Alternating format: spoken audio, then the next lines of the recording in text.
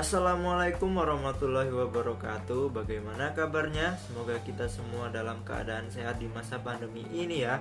Perkenalkan, kami dari kelompok 5 yang akan mempresentasikan materi tentang instrumen evaluasi bentuk tes, yang mana untuk memenuhi tugas mata kuliah evaluasi proses dan hasil pembelajaran SD dengan dosen pengampu Ibu Aska Falai Rizkiana, Sarjana Pendidikan, Magister Pendidikan. Nah, sebelum lanjut ke materi, saya akan perkenalkan terlebih dahulu anggota dari kelompok kami.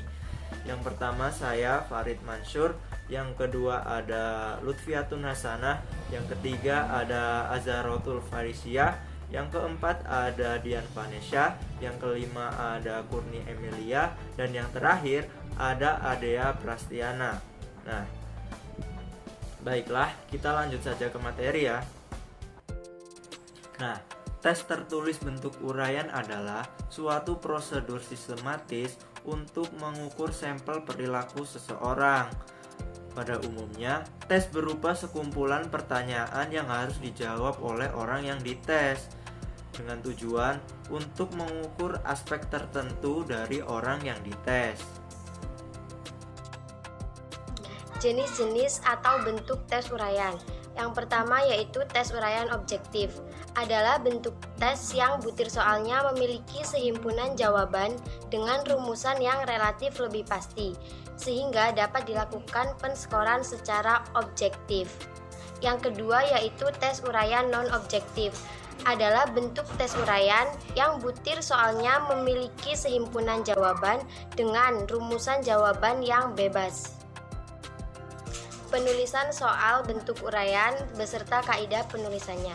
Dalam menulis soal bentuk uraian, penulis soal harus mempunyai gambaran tentang ruang lingkup materi yang ditanyakan dan lingkup jawaban yang diharapkan, kedalaman dan panjang jawaban, dan rincian jawaban yang mungkin diberikan oleh siswa. Kaidah-kaidah penulisannya yaitu yang pertama materi, yang kedua konstruksi, dan yang ketiga bahasa. Tes tertulis bentuk uraian.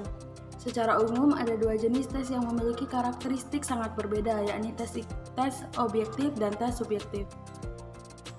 Kapan kedua jenis tes itu dipergunakan akan bergantung pada tujuan soal tes itu dibuat.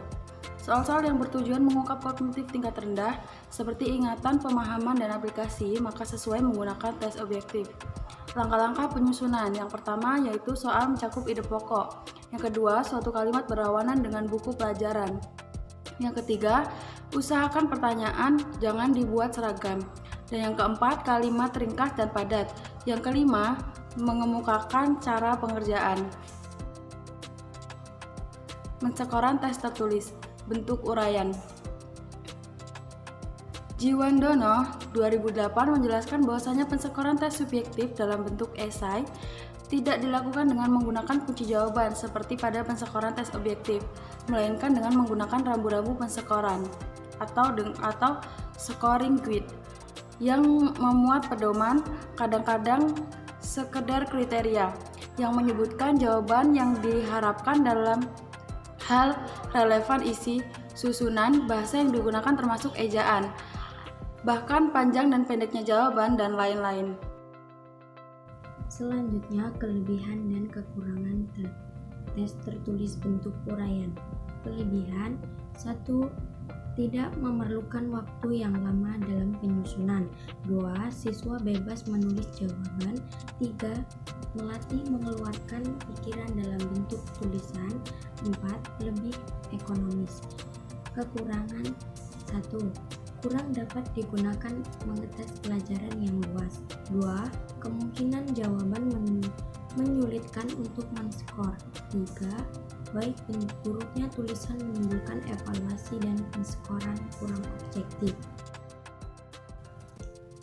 Tes hasil belajar bentuk objektif.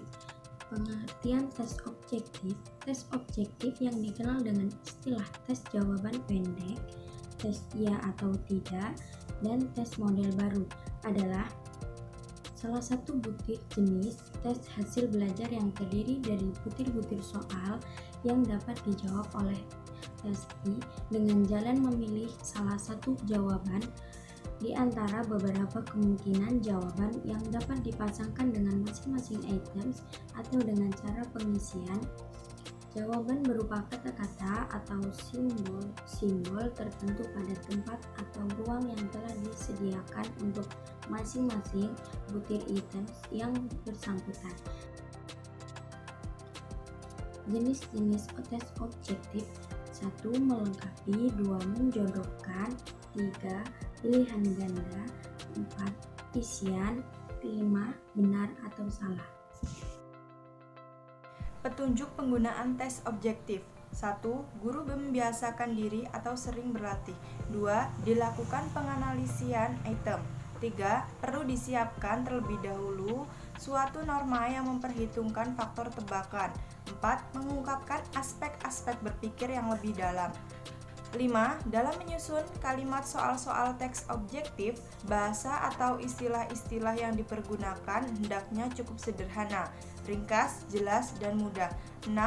Dalam menyusun butir-butir soal teks objektif, hendaknya diusahakan sungguh-sungguh agar tidak ada butir-butir yang dapat menghasilkan penafsiran ganda atau kerancuan dalam pemberian jawabannya. 7.